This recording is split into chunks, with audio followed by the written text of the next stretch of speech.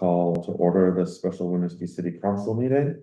We will start with the Pledge of Allegiance, and I will leave that because Deputy Mayor Winooski is online. I pledge allegiance to the flag of the United States of America and to the republic for which it stands, one nation, under God, indivisible, with liberty and justice for all. Thank you. I will now move on to agenda review. Members of council, do you have any concerns or something you'd like to address about tonight's agenda? No. No. Deputy Mayor? Okay. I'm wondering if you want to ask for a full comment in case it's not really time on the agenda. We didn't learn that. This is moving here. Their public comment is related to the Armory, correct? Oh, yeah. Yeah. And sorry, I forgot to pull up the Zoom. Is there anybody on the line?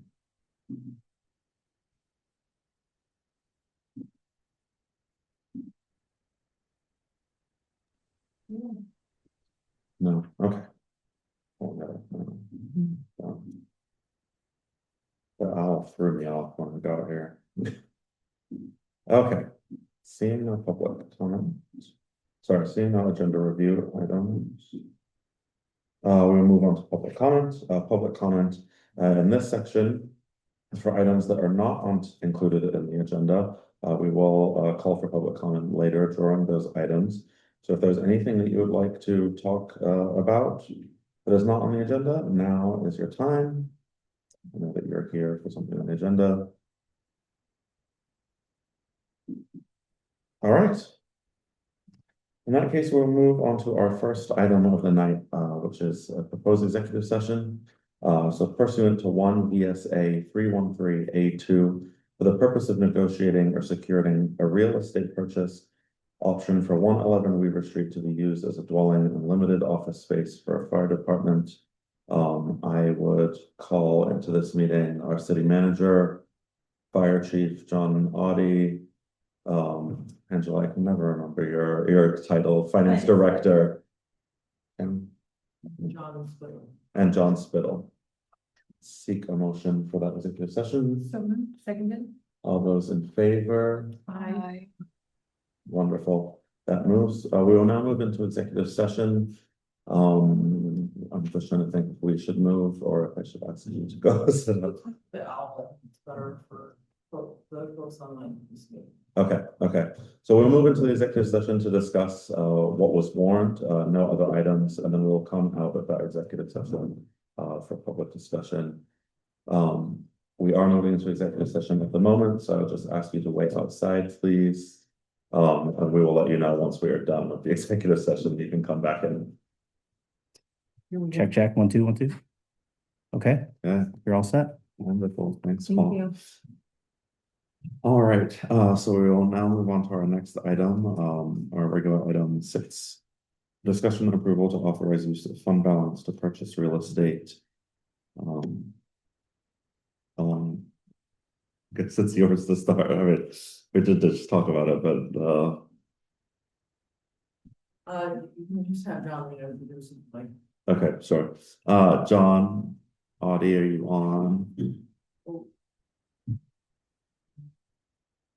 Friends raising their hand. Oh, I don't see him on there yet. I see John Spittle.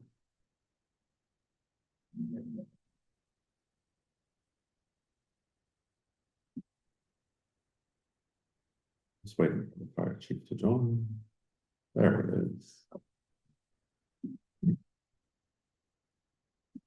All right. So John, I was saying we are on regular item 6, discussion approval to authorize use of fund balance to purchase real estate. If you want to give an intro.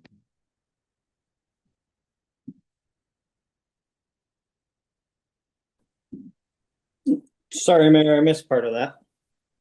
It's just the intro for our item. For 111, just a brief what we're doing. Right. So the purpose of 111 purchase of property is to provide the sleeping quarters to help have some tools to address staff shortages, specifically in the on-call realm of staffing for folks that live further than 5 minutes from the station. It's again just putting more tools in our toolbox as far as being able to address mainly staff shortages. Wonderful. Thank you, John. Definitely a worthwhile cause, in my opinion. We have heard for many years the difficulties in retention and recruitment, and this council and past councils have referenced many times our desires to help the police chief in making sure that we remain to have fire coverage and protection in the city. I completely understand this item. Is something, if we do approve it, that we want to make sure that we are communicating it out to the community as much as we can. So I'd encourage the fire chief with our communications director, and I, through my role as mayor, am happy to assist in communication through local news sources as well as our social media posts if possible. I can envision many things, videos, interviews, but I think it would be important to talk about why this is so important to our community.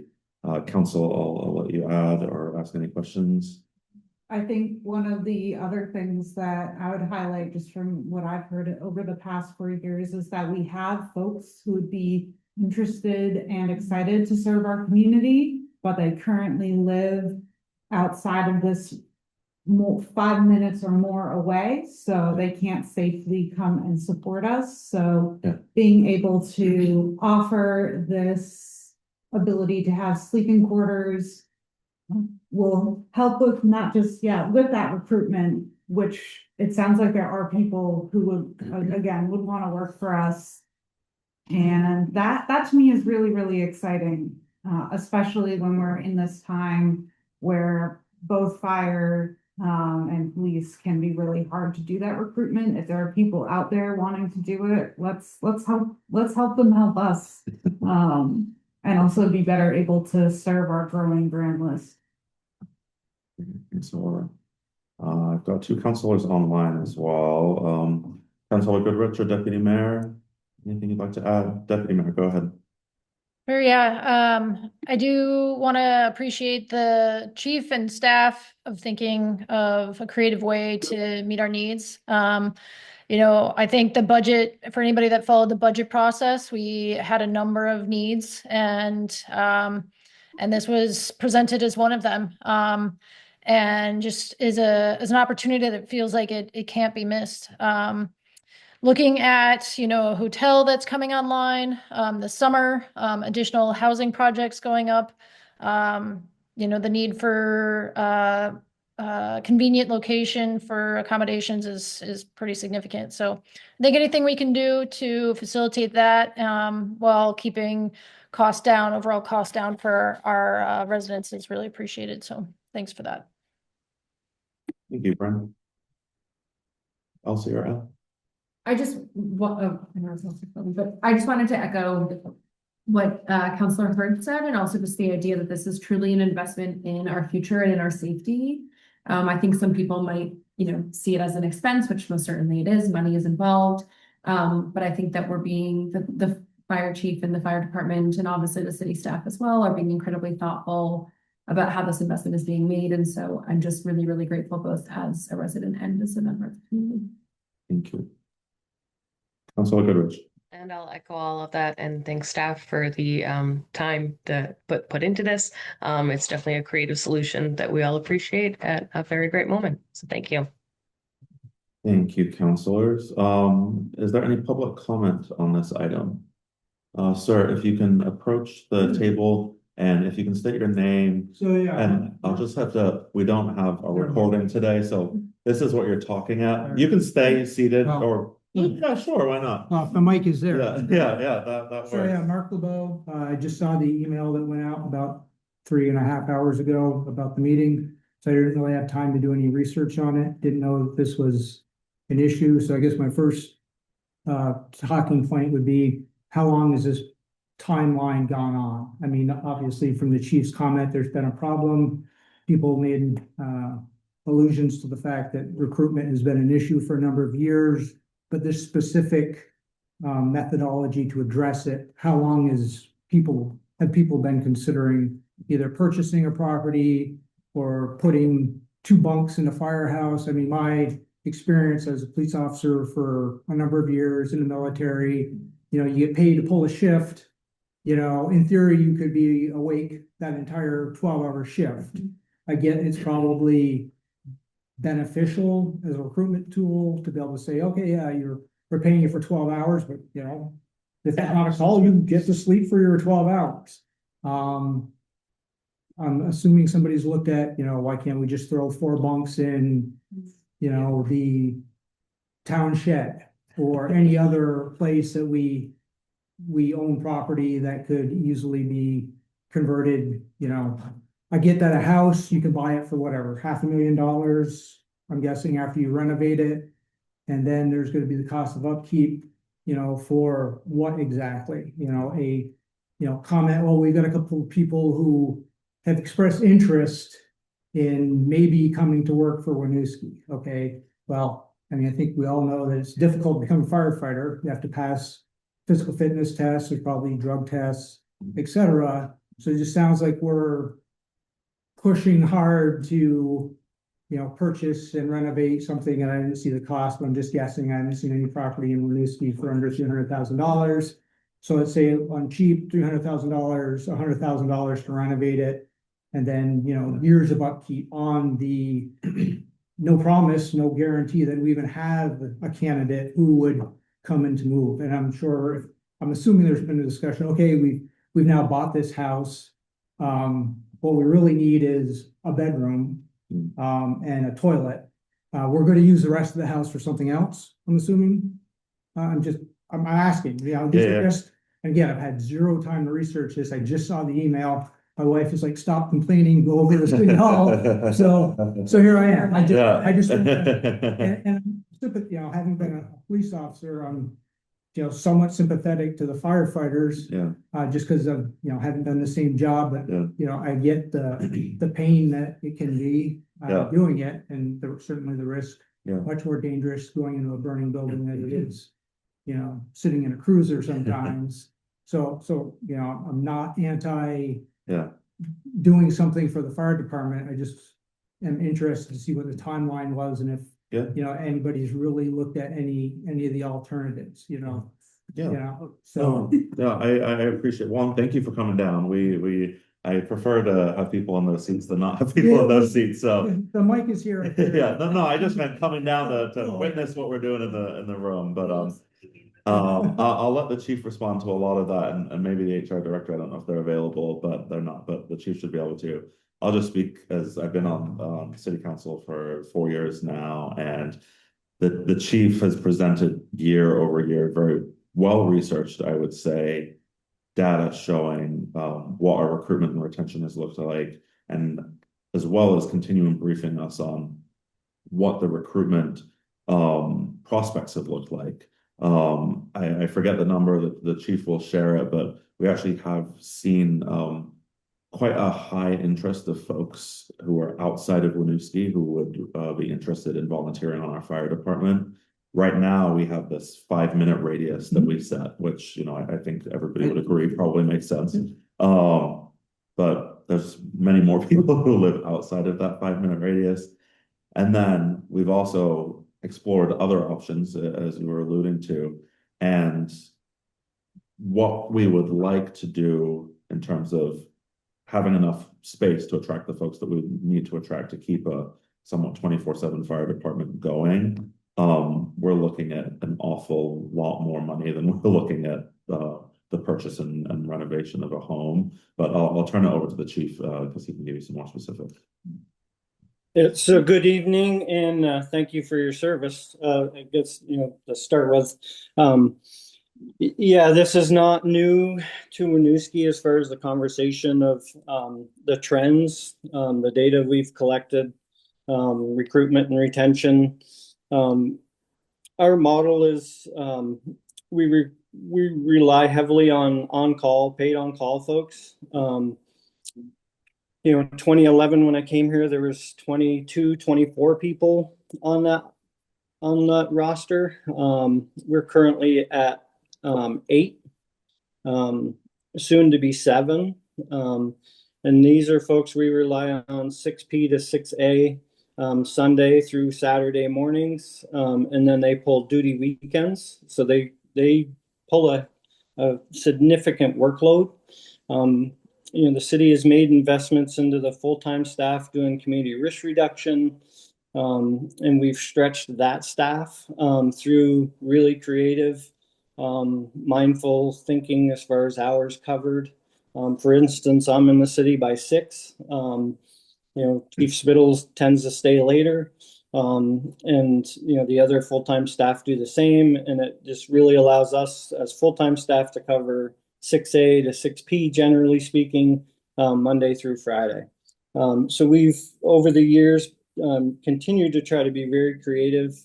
Obviously, the numbers have dropped recruitment-wise in the 5-minute window, if you will. You mentioned it's not easy to get people to do this, you know, get certified to do this work. That is true. This is not a Winooski problem. This is, you know, it's anywhere you go in the fire world or emergency service public safety realm. It's true. The current station was originally designed to go up a floor. It's not sprinklered. It has current egress issues, so we can't just put a couple bunks in that space currently. We've you know, the state's with us every week as far as the Division of Fire Safety. We've spoken to them a lot about, you know, could we do it even on a temporary basis? And really, there's just a lot of roadblocks to do that as an employer, right? It's not just my own home that I want to put somebody in. We're an employer, so I think people get that, meeting, you know, the different standards. The thought process, you know, of looking at other properties within proximity of the fire station is not new. Really out of the box as far as in the fire service, kind of a grassroots thought process, if you will. So we've continued to look at different properties. 111 Weaver, you know, has been on the market, but there's some reasons why it got our interest again. And you know, the intent would be to maintain that as a duplex. And create some private bunk rooms where we can continue to leverage the paid on call combination model, and you know, really share that workload. And you know, we're human resources is saying we had 100 applicants that lived outside of the 5-minute range. We simply weren't able to extend an interview to them. Again, it's all connected to the response times, the safety of people getting to and from the fire station, and again, just the response times of getting out. So I guess I'll stop there and see if I answered all the questions, because there's a few of them in there, but I'm willing to answer anything else. So the property, the duplex? We're able to hear that. It currently was an owner occupied duplex. So, I mean, has anybody looked at the conversion? I'm just thinking out loud here. Can keep it as a duplex, one half goes to the fire department, the other half maybe recoup some of the city's expenditure and rent it out? I mean, is that come up? So great question. How it's gonna benefit everybody, you know, rather than just the taxpayer, you know, getting hammered for it. If we can take care of you and then cut the cost by renting the other half of it out, it's already a duplex. I'm not talking like just, you know, a handout, you know, government subsidized housing. I'm talking like, okay, we just renovated this, what's up to code, obviously, we would take as far people living there, you know, rent the other half out and bring in some revenue for the city. Not really a question for you, chief, more of a question for the mayor and the city council. I would point out that firefighters are serving the taxpayer, like they're making sure that they're here to cover us if there is a fire. So it's not like we are helping them not help us, we're helping them help us. And currently we have gaps in coverage. Yeah. And that we don't want. We don't want fires at night that can't be serviced by firefighters. So this is a solution to that. Yes, And- I'm agreeing with you. I'm saying that this is a methodology for that. But if the structure is already a duplex and we renovate the entire thing, which I'm assuming the city is going to, is there, just bring this out for conversation, one half goes to the 1 to 4, I don't know how many firefighters are actually going to stay in this. The other half, why not keep it as a duplex and use the other half, rent it out to people and city, rather than it being an expenditure, it can be less of an expenditure. I also, oh, sorry. Yeah. I just want to know, when you were sitting up here earlier, you had mentioned that you thought that the number was like approximately going to be like $100,000 in renovations. No, I'm saying, yes, Right, so, just guessing, I don't. right, again, yeah, not- no, I know that you diligently read the email and you're here, which we again greatly appreciate. But that's not given the research that has been done, I'm also not a construction worker by any means. But the renovation would be nowhere near that price. And so the thought process, and the chief has shared this, and I'm sure he will as well, is that to keep, when we say keep it as a duplex, it means that when the current fire station that's being used is renovated and able to have sleeping quarters for folks, that then this house would be resold, and that the duplex structure would then be, very resellable, not a real estate agent either. But so I think that's also it. And the thing that I want to note is also that the fire marshal Spittle his office will also be moving over there. So it will be living quarters and also then administrative offices as well. So this is a short-term fix, that at some point the fire station is gonna be renovated? Is that what you just said? I believe that's the plan. Again, I'm not clairvoyant, so I'm not able, but that's the sort of the ideas, yeah. Again, that would be more, justification in my mind to keep it as a duplex. And also for resale, if we're talking 5 years from now, reselling the property, you wouldn't have to then pay additional money to have it refurbished again, converting it from whatever, just hoping that I'm assuming there is a long-term, well thought out plan, that this isn't just hey, this property is probably as cheap as we're gonna get it. We need bunk space for the fire department because we can't get people to take the job, and we hope that this is going to be a methodology to encourage people to come in. But, I have no idea that, renovations for the fire station were being considered. If 5 years from now, we think that's gonna happen, the second story that was supposed to go on there goes on there, and now we've got plenty of bunk space. And, now we can unload that property off the city rolls, and just something again for the council to consider. Sounds like everybody's on board, this is gonna happen one way or another, that let's, try to make this well planned as possible and not just buy the property. And I'm just hoping that, yes.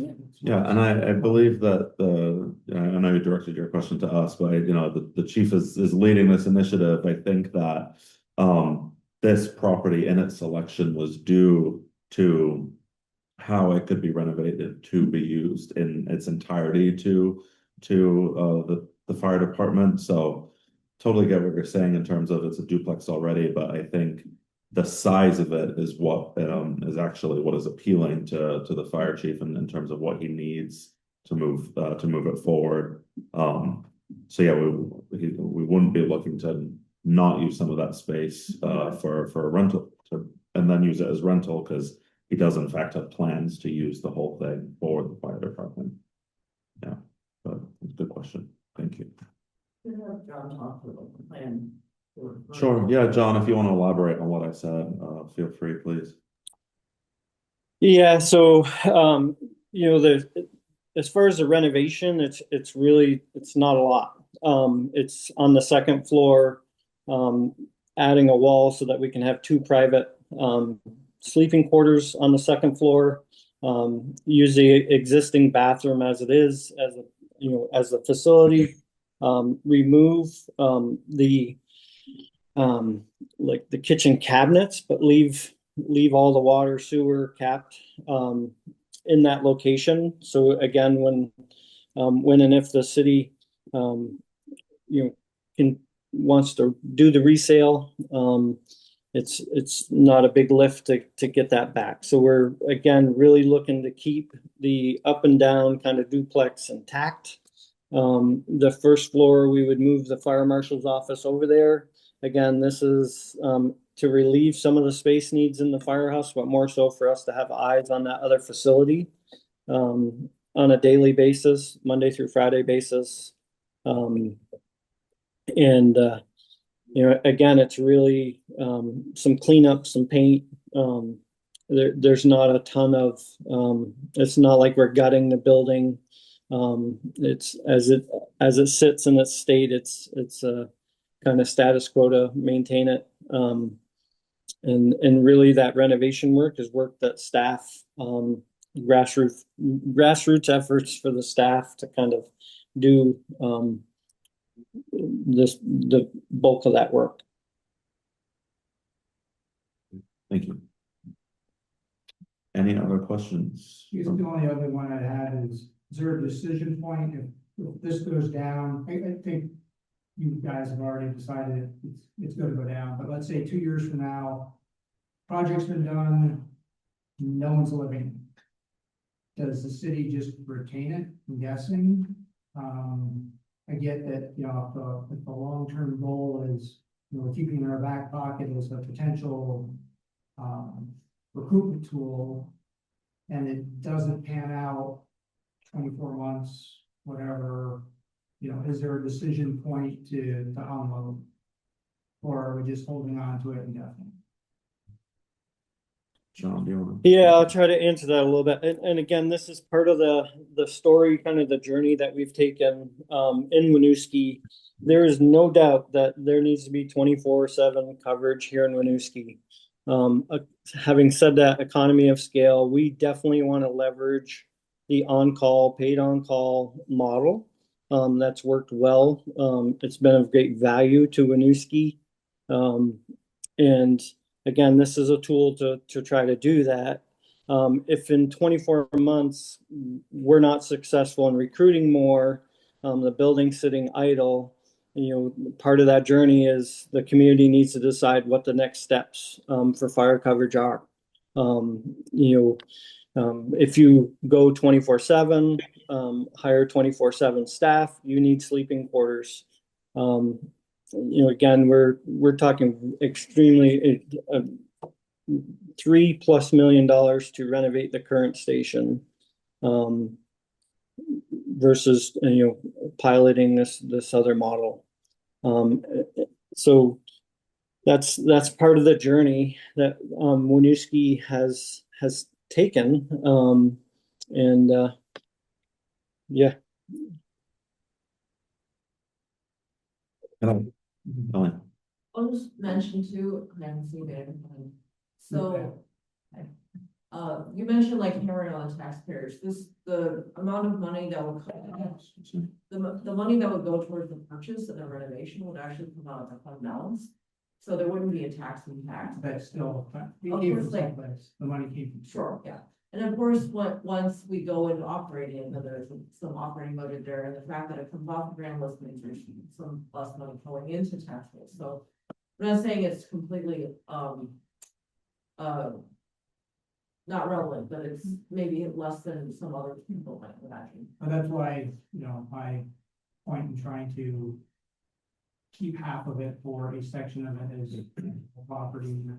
I mean, I don't know the ins and outs. If it's city property, can that other half of the duplex then become, is it still taxable? Don't know, obviously not my bailiwick. But yeah, I was just throwing it out as that was a methodology of potentially not losing tax revenue on a property you're currently getting tax revenue on and bringing in rent. You know, you could actually potentially make money rather than lose money. And I get it, the money's already there. Yeah. But One thing I will say, and you know, if I'm saying 2 years, there's nobody in there, and from what we've seen from applicants, I'm somewhat confident. I'll knock on wood and don't want to be too cocky, but I think that we'll get some applicants. Unless things completely change in this country, real estate continues to be an appreciating asset. So if in 2 years or 3 years the community makes the decision that we're pursuing alternate models of fire and we're going to sell this building, I do believe we'll make up some of the money in that sale in a future market. I understand it wouldn't be money in the 2 years and it would be vacant, but I'm again not concerned, barring some world catastrophe, that if we had to sell this property, we would likely make money on it. But also, I mean, I'm guessing within I just have this feeling in 5 years, there's gonna be a major renovation of the fire station. And there's probably going to be those bunk spaces. So, I'm just looking at it in short term, if this is an interim fix, I mean, let's again try to make it as painless as possible. You know, try not to lose revenue if we can afford to lose revenue, and then the bond or whatever passes to do the renovations on the fire station within the next 5 years, because I think if things would happen, then get it. And I would do, Chief, I'm not trying to downplay your need. I just would like to see the city council try to make this as cost beneficial to the taxpayer. I appreciate that, but they're all really good questions. I appreciate the questions. I'm sure I come across as a naysayer to everybody. No. Like I said, we like to have people ask And I questions. appreciate your service too, Chief. Yeah. And I extend the offer, you know, I'm there Monday through Friday, and let's connect, and you know, I'd like to try to answer more of your questions. Thanks, Chief. Elaine, you want to say something else? Yeah, I will say, in general, I will be very reluctant for the city to become a landlord. There, we all know how challenging that is, so would be offered to be a city and then trying to do that.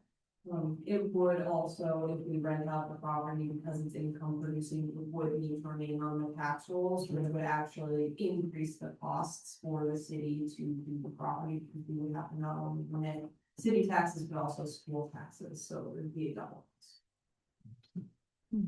Which I would pass on to the Thank you, Angela. That was Al, that was our finance director. All right, any other questions from the public? Thank you for your questions, sir. Anybody online? All right, in that case, I would seek a motion to authorize the use of general fund balance up to the amount discussed for the purchase of 111 Weaver Street, plus another up to $30,000 for the renovation and operation 111 Weaver Street as discussed, where any difference between the cost of procuring the property and the discussed limit for that may be used for renovation and operation of 111 Weaver Street. So moved. Second. All those in favor? Aye. Oh, thank you very much, everybody.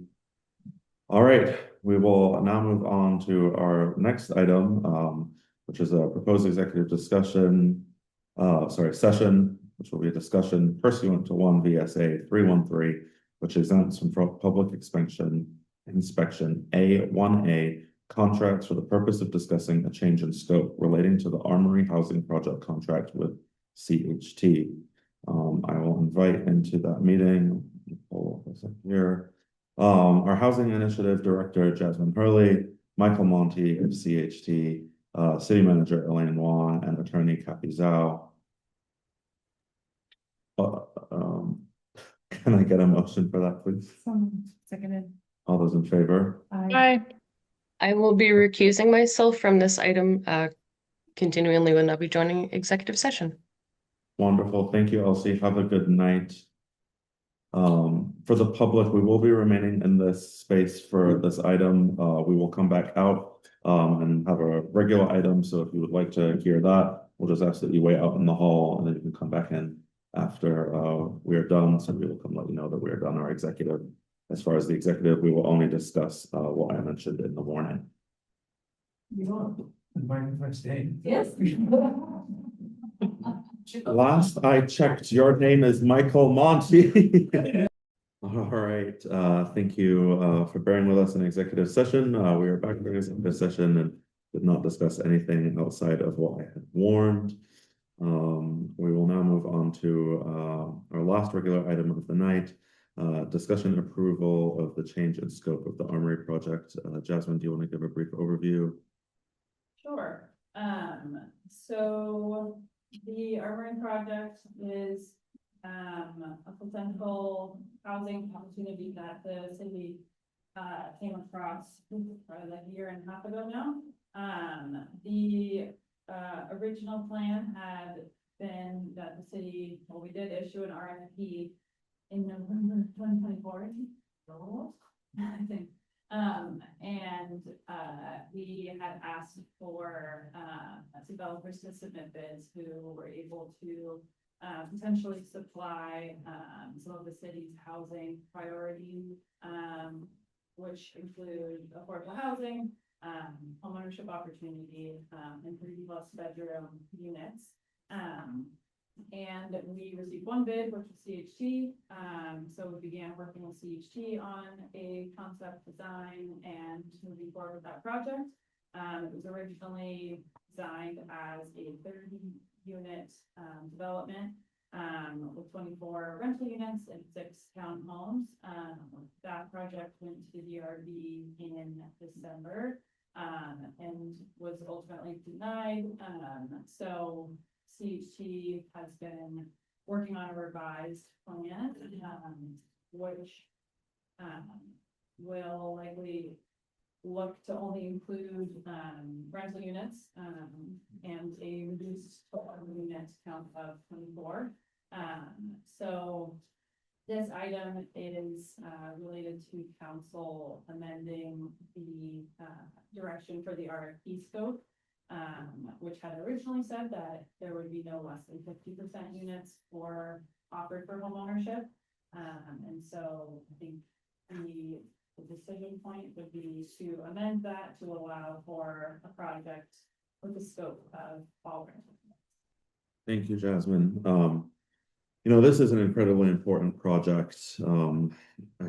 Council referenced that when we first approved it. We recognized that this was truly just a situation that many cities and towns don't find themselves in, where there's a big chunk of land when you have no land in your city to develop. So we wanted to make sure that we could provide housing for the folks in Winooski who have spoken time and time again, whether it be in this meeting or individually to members of council. I'll include members of the school board as well and to city staff. That we just have a housing shortage for the folks who exist here. We've got families of 4 living in 1+ bedroom apartments, families of 6 and larger living in 2-bedroom apartments. So this was a really unique opportunity to try to create places with more bedrooms. And yes, we had primarily wanted owner-occupied units. I think currently here right now, I was one of the people who pushed the hardest for that. But to me, it is important that we're providing housing in areas of Winooski that makes sense for housing. So I appreciate CHT revamping the work that they did after a lot of extensive work to still provide us with a project, which is ultimately what council wants, is a housing project in that area. So very appreciative of that, of staff's time, of CHST's time. I'll leave it at that. I'm very happy that we can try to keep this moving forward. Councilors, I don't know if you want to add anything or ask any questions of Jasmine or CHT. Yeah, I think most of my questions have been answered. CHT was extremely thoughtful in meeting the concerns that the DRB had in giving this new proposal and why we're kind of shifting to this fully rental. Yeah. And we've also heard from folks I think folks employed by the school and with other organizations that service Winooski residents, that rentals are in extreme need. Yes, how additional home ownership opportunities also a big need, but having these rentals would be just in a lot of cases life-changing, and making sure that folks can stay within their community where they built community, keep kids in the school that they're going to, and that is able to best provide the education that they need. So I'm just wanted to echo kind of that appreciation and the appreciation of CHT and working with us and really meeting the goals of kind of the vision that we want the city to be. Thank you, Councilor Hurd. Councilor Oakley for Councilor Turcos. I echo everything that Councilor heard and you just said, and again, that's one of the things that I love about Winooski is that we are a city that lives and operationalizes our values. And I think this is a great way to do that. And it's been really wonderful to partner with CHT, and I look forward to doing it more in the future. Wonderful, thank you. Councilor Oakley. Sure. Yeah, I want to say I'm really excited to explore a path forward. To reiterate, this is a unique opportunity to create some direly needed family size housing and affordable family size housing in our community. So I'm really looking forward to continuing the conversation and to seeing what we can do to realize this opportunity in the near future. Thank you, Councilor Deputy Mayor Oakley. We'll open this time up now for any comments from the public. We've got folks in the room, so I will start there. If you would like to approach, you can either sit at the blue chairs or you can join us close up at the orange chair. I'll just have you state your name. I'll just ask you to speak up a little louder than you have in previous meetings, because the mic is here tonight. So my name is Kate Coffey. I live on Manso Street. I've come to a number of the meetings of the previous version of this. I also was approached by a city official who suggested there might be collusion in the RFP process between the city and CHT. I'm not a lawyer, so I'm gonna just leave that one alone. I do think that the letter from both the city engineer and the director of public works, who recused himself, but still wrote a letter, suggests that there is something perhaps not as transparent as I would hope in relations here. Now I will leave that.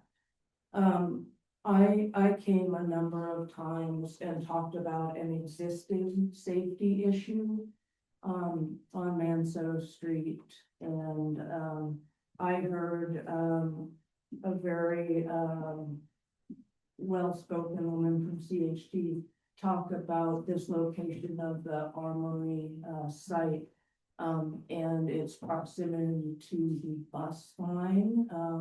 So there are two of those on East Allen, the number 2, Essex, and then if you go down the Fountain, there's another one, and that's a number of lines, but you have to walk in the street to get there, at least to the ones on East Allen Street, because Manso from the Fountain to East Allen does not have a sidewalk. From Dion Street, there is not a continuous sidewalk to East Allen. There's a sidewalk that goes from the Fountain to Corinne Street, and then it stops.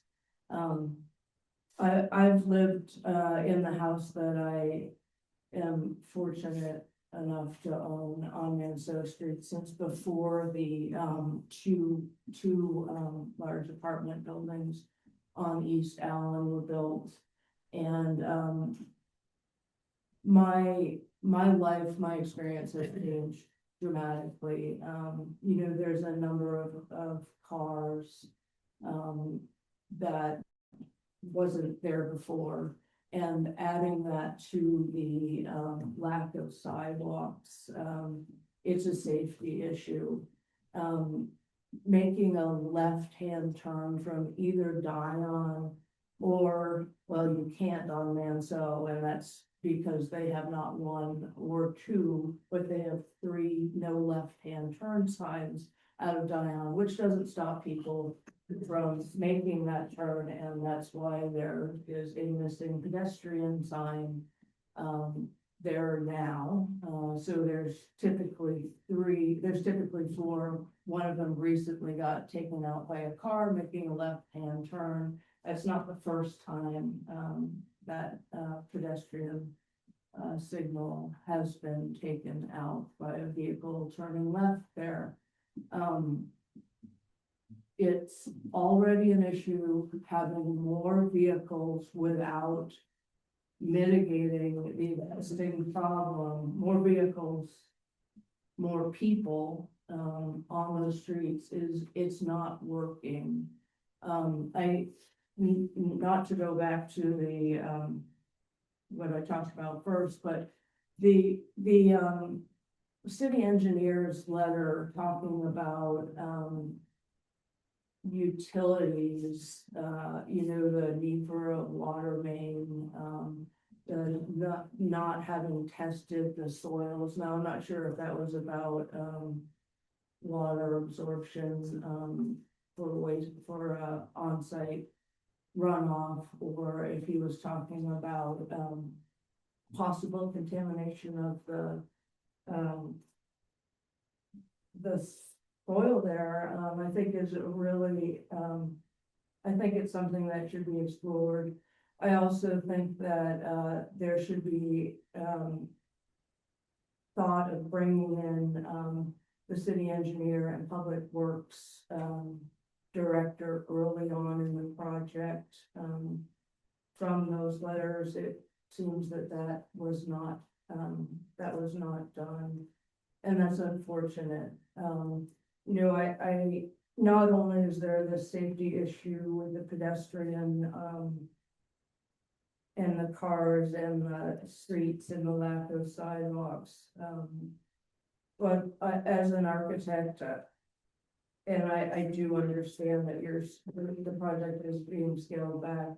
This scale of the density and the size of the buildings that were being proposed just didn't work, and I'm not sure how those types of buildings or that size and height of building, where it started in the gateway districts, is now like moving into farther into the city, into these single family home neighborhoods. It sets up an unwelcome and it's a tension, and I think that the neighbors really made their voices very clear about that.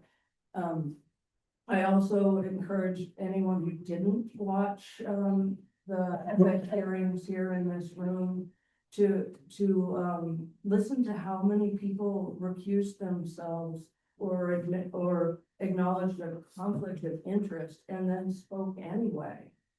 And that they did it and couldn't filter themselves felt very strange, but that the city didn't stop that either. I didn't understand that.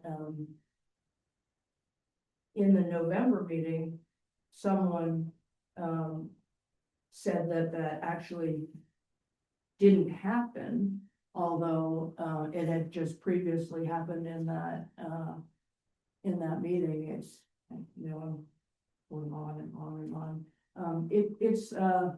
I just see an opportunity here for the whole thing to be done a lot better.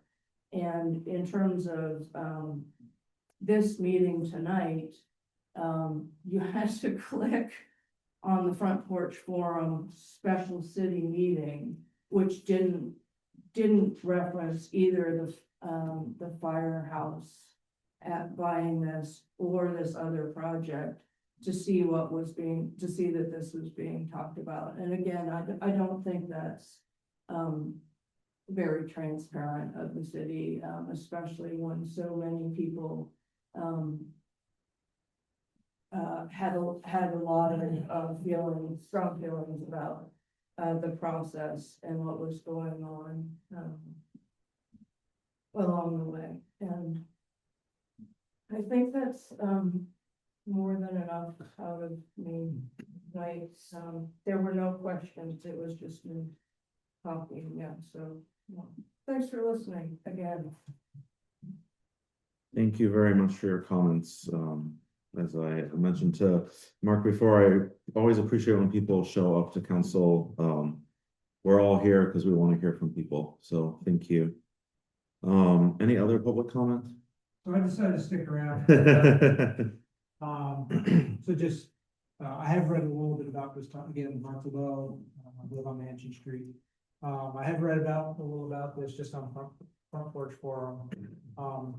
Is it true that no one's tested the soil? There's been full phase 1 and 2 that has been done. It has been tested for, Yeah. Because I was in a Vermont Army National Guard for 20 years, I can tell you that that is a contaminated Yeah, so, site. I mean, lead from the. yeah, they did remediation. Okay, good. It did look like that. I run by there on my lunch breaks, and it looked like they dug up everything, you know, at least 2 feet. Looked like they dug up a couple of feet of dirt, and I don't know if they took it away, so that's good, because I'm pretty sure. Yeah, when we talked way back when, before even this project had materialized, and we talked about the Armory being sold, somebody on council, I forget who, but it said there's likely contaminants there. Exactly. Yeah. It was very front of mind. THC does. The brownfield says. Yep. They're doing the, what's it called, post place? Post apartments. Post apartments. That was also a large brownfield, but, yeah, part of the partnership has always been that, you know, there's a possibility of that CHT will manage and all of that, but they do have to follow a larger process with HUD, and the Department of Environmental Correction, so they will do a whole corrective action plan and, Yeah. Yeah, the whole game. Yeah, just want to make sure you Yes. guys can get down that path and you find that in fact, it's the light contamination. Yeah. Yeah, I'm sure they, not to, hypothetically speaking, not that I have personal knowledge is happening, you know, dumping, you know, motor oil, all the other weapons cleaning stuff, you Yeah. know, which I never did or never saw any of my soldiers do. Hypothetically speaking,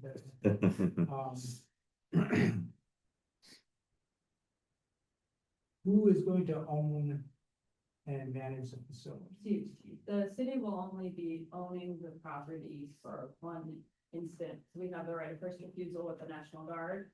As a municipality that the Armory is located in, so we've been talking with them. They're really excited about the potential for this to continue as, you know, an extension of the public good.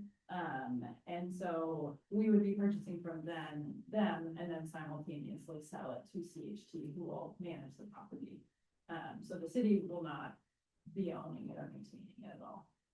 So I see like, I think it's Champlain Housing Trust Yeah. stuff all over the place. We shouldn't have used the acronym, Champlain Housing Trust, yeah. So they're like a non-for-profit. Yeah. Developer. No, it's funny, I had no idea, it just because I've got the big senior complex at the end of my street, and I see that up and. Yeah. Okay, the senior towers are Winooski Housing Authority, which is a public housing building, Champlain Housing. They own a couple of small, they did a recent example is on Mallets Bay, they did the Butternut Grove condo complex right there and those are all homeownership units. That's how we're. Very- Yeah. You're okay. We won't say which number. Winooski is one of the most densely populated cities in New England. Yeah. I know there've been discussions that this was a desirable project because the number of students in the high school that we just spent millions of dollars on have reduced, there's been significant reduction. So is that true? Is that one of the reasons that we're really big onto three bedroom or? Yeah. bedroom Yeah. units? And one thing, It's, I just, again, little, big picture concern that, you're jamming, you're already probably overpopulated, or having excessive population density. The traffic, I mean, me and my daughter have almost been hit numerous times. There's just a lot of problems with converting a big old mill town with mill type, single family housing into, what it's become. yeah, And I don't live right there, but I can certainly see, the concerns of the citizens who are gonna have to deal with the traffic every day. yeah, I mean, I can speak to some of those points, I mean, we hear frequently, and I've had conversations with people who have left Winooski because they were living in kind of like what I would say substandard housing, not enough bedrooms for the amount of children and parents. There are people who are living on other family members' couches while they hope they can find something in Winooski. And I live on Florida Ave. I complain to the city manager frequently about the problems with traffic. But I'll tell you, Are you allowed? no, nothing happens. I'll tell you what, but yeah, no, quite the opposite. But anyway, my spouse's family has lived in Winooski since his great grandparents. People have complained about traffic since then. Complaining about traffic, in the sleepiest neighborhoods in South Burlington, people unfortunately get hit. We do have plans and proposals to try to alleviate traffic. Again, the city manager and the police chief can tell you how frequently I speak about traffic problems. During our budgeting session, I was advocating for extra police officers to help with the traffic issues. I'm not saying they don't exist, but they have always existed. Again, since almost we were in horse and buggy in Winooski. But what we know now, and we are densely populated, but we're not even. I'm sure some people will come to these apartments who don't live in Winooski. That's great. As mayor, I find myself to be chief champion of Winooski and trying to get more people shopping in our businesses and going to our restaurants. But I know there's existing families now. I've had this conversation with a few people, but my own family has experienced extended family has experienced homelessness in the city and don't want to live somewhere else. And it's what we would consider a large family these days. 4 boys and one parent. We don't have housing like that. So I sympathize with many of the issues, but I'm looking at residents who every day are telling me they're literally sleeping on floors. Is there a legal methodology to prioritize the people who are current residents? So we can't legally discriminate. I'm speaking a little bit for CHT here, but from what I understand, and certainly, I can make this promise as mayor, is we want to advertise those units in Winooski as much as we can. I know that CHT plans to work with the school. It's amazing the information that the school holds. They know almost every homeless / not technically homeless family in the city, as well as the folks who have moved to South Burlington and deeply want to come back here. So I know CHT is going to do that work. I believe it would open them and maybe us up to some discrimination lawsuits if we said only folks who live in Winooski can apply. But the certain hope is that the majority of those units will go to folks who have a Winooski connection or here, and we'll do our darndest to market it that way. Right, not that I advocate, but yes, hypothetically speaking, word gets out that, these units are gonna be open for residency within the next 6 months. Wink, wink, nod, nod, wink, eyes, put in a packet. I think something like, again, not a lawyer. Yeah. That could probably be done without breaking any Yeah. discriminate. discriminatory laws. I do believe that's the plan, yeah. Yeah, but what you said, targeted marketing. It's legal. Conversations and Yeah. open people and folks holding hands, making sure they can get the applications in, and then working with families who are working and struggling with their incomes and will go for even lower income. Get us that we have, so we'll do a whole range of things to make sure that these first come to Winooski residents and then of course, Yeah. work at opening up the portal. Yeah, Thank you for the education. appreciate your questions, thank you. Any other questions online? Okay, not seeing any. Let me pull back up that document.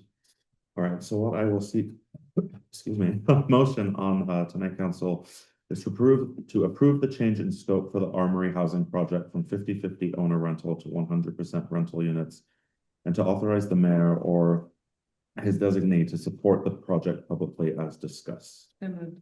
Second. All those in favor? Aye. Aye. All right, the motion passes. Thank you very much, council. That brings tonight's meeting to an end. I'll seek a motion to adjourn tonight's meeting. So moved. Second. All those in favor? Aye. Aye, and Councilor Hurd, you thought it had been your last meeting last time, but it is now your last meeting. I don't know, aren't they gonna be the meeting on Monday? Yeah. That's different. That's different, though. They're there in their role. It's more of a school role over there. So, Aurora, thank you for your work. Thank you for your questions, and I'm eager to take your writing class when you can do it now that you're a civilian. Thanks, everybody. Thank you, staff. Much appreciated.